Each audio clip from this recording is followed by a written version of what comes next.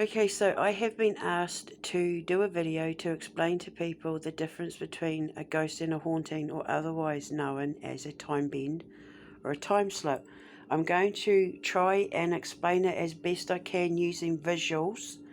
I may have to pause it in order to have a think about what it is I need to say, because obviously I don't want to get this wrong. I don't want to say the wrong thing and give people misleading information, but also as well, it's really hard for me to explain what it is I see in my head. So I'm going to try and use visuals as best I can in order to explain it to you the way I see it in my head, which isn't necessarily how anyone else is going to understand it. So in order for me to do that, I may have to try and explain it in a couple of different ways so that you can all understand what it is that I'm seeing. Or that I see, rather. Because, there's nobody that thinks the way that I do when it comes to the paranormal. So, okay, so we all know ghosts to be like what is commonly referred to as like the grey lady. Or, the person who is always seen sitting on the chair in the corner, or someone who's always seen sitting at the grave, or someone who is seen always walking through a door, or you'll hear a baby crying, or you'll hear a party in the hallway at certain times of night. And also, by the way, when you do investigations, the paranormal activity that you will pick up on is irrespective of whether it is nighttime or daytime. The only reason why paranormal activity is easier to record at night is because there's less noise and electronic interference. Even the sun can create paranormal activity because it is magnetic, and it will draw activity from the natural surfaces on Earth to record and play back images that Earth itself has recorded and trapped within its organic materials. So it doesn't matter whether you go and do an investigation at night or day. It's just at night time it's quieter, there's less activity, and the biomagnetic frequency surrounding the area will be lower, which means your recording equipment will be able to pick up stuff better because it is quieter and there is less energy being generated around the area. Okay, and that is obviously more true in residential houses and office buildings, and places like sanitariums and prisons and things like that. So you can go in during the night, the day, the afternoon. It's not going to matter. There is no such thing as a witching hour, or like between 2 and 3 and 1 and 5 and blah blah blah. It's not true. It's not true at all. So anyway, so a ghost. So we all know about the grey lady. We all know, the videos and the footage of hearing the baby cry. Every now and then they'll hear the baby cry, or every now and then they see the man on the horse, or they see the person in the field, or they'll see the woman sitting at the window, or whatever, and they won't know you're there. They won't turn to look at you. They won't turn to engage with you because they won't know you're there. And this is because it's what's most commonly referred to as stone tape theory. The stone tape theory is basically what happens is when the organic materials in the building, like the grass, the dirt, the stone, because a lot of these things happen in churches and in prisons and schools and orphanages and sanitariums and castles and manor houses and all that are made of like rock and granite and wood and all organic natural materials. And because all organic natural materials are magnetic and made of atoms, and there is consciousness trapped in the middle of an atom, not trapped, but an atom is moved by the consciousness that is contained within it. What happens is the person that you're seeing in the image is going through some kind of heightened or exaggerated emotion: joy, pain, sorrow, fear, celebration, longing, grief, that sort of thing. And what happens is, if you imagine a rope made up of millions of tiny gold dots that don't touch each other, millions of dots that don't touch each other, that from a distance look like a golden rope or a golden thread, right? And because time moves like this, time is fluid until you make a decision, and then it becomes linear. Until the act or choice is made, time moves like this. Once an act or choice is made, time becomes linear, so that it is then woven into the fabric of the timeline of existence, right?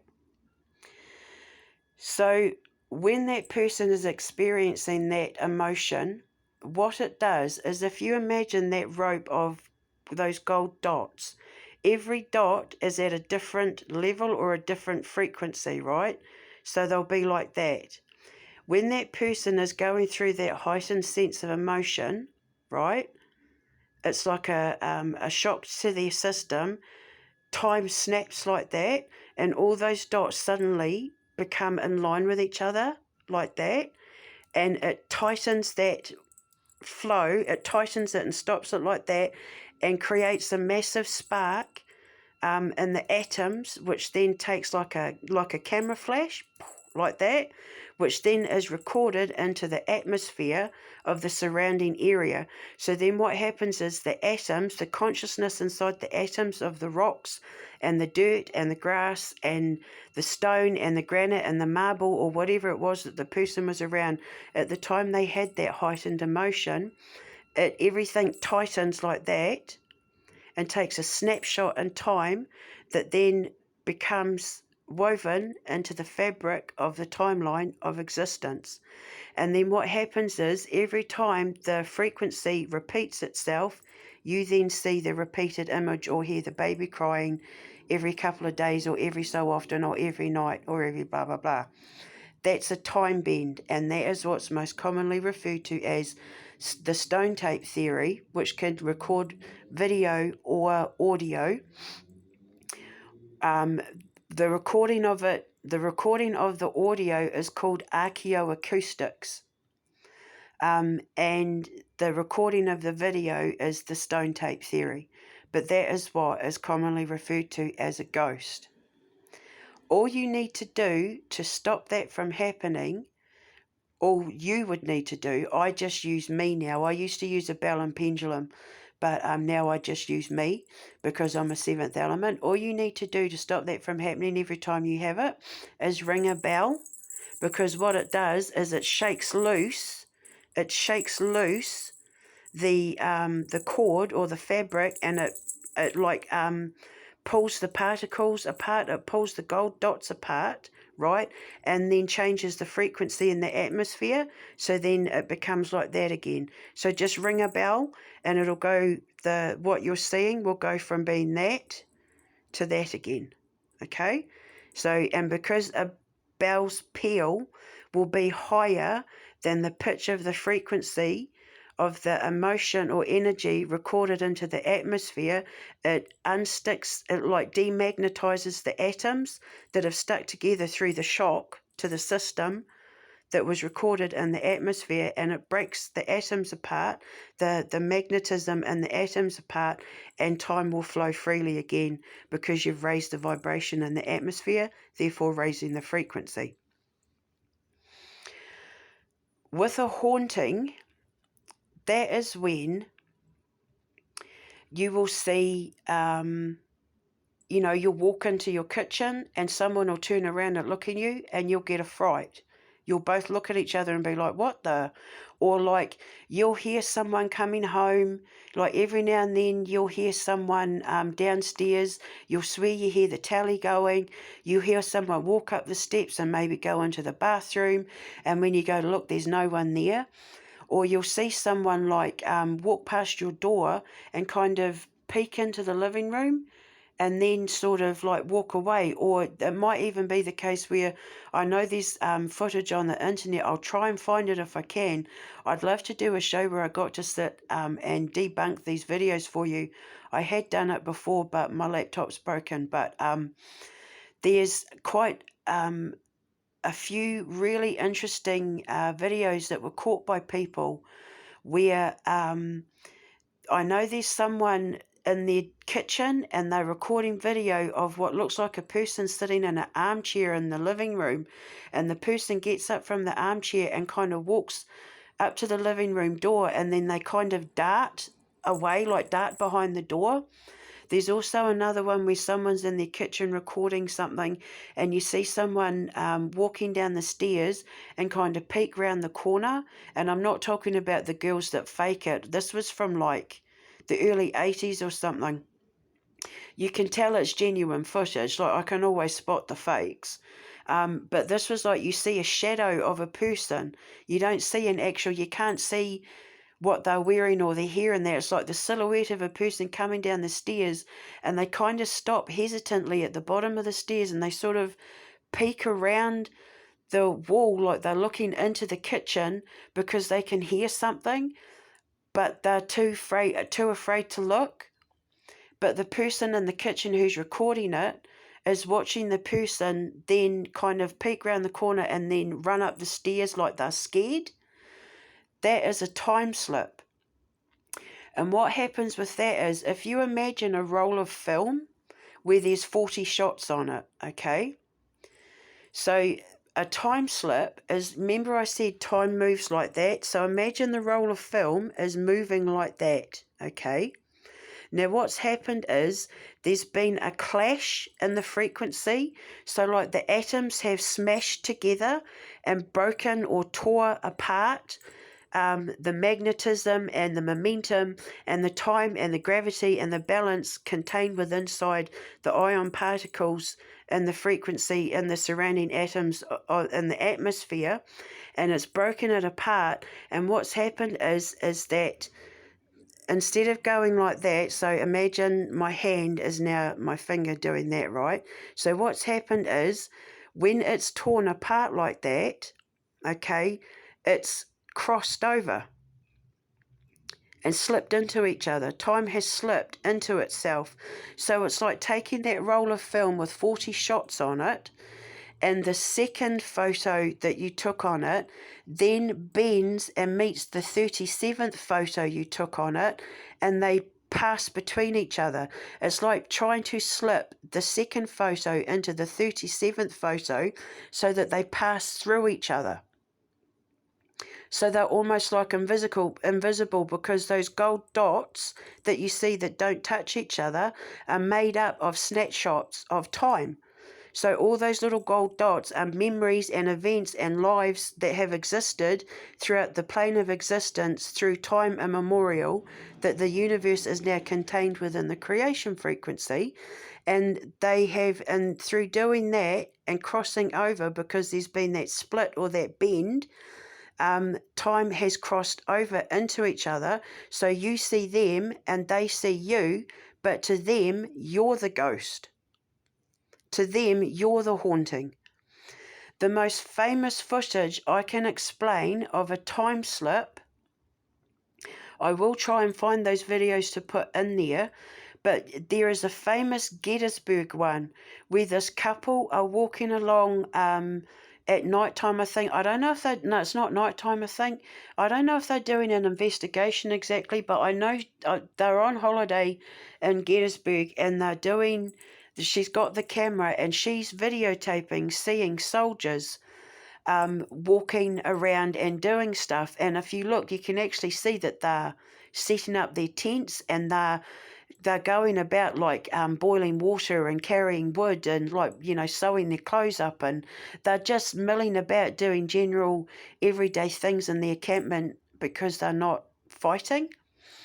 And that is the perfect example of a time slip. Now, those boys didn't know they were there. They didn't turn around and respond to the couple, But that is a perfect example of what a time slip is, where they're watching people go about their business. They are two completely different eras in time where the frequency has crossed over and created what's called a time slip. So their time becomes your time, and your time becomes their time at the exact same time.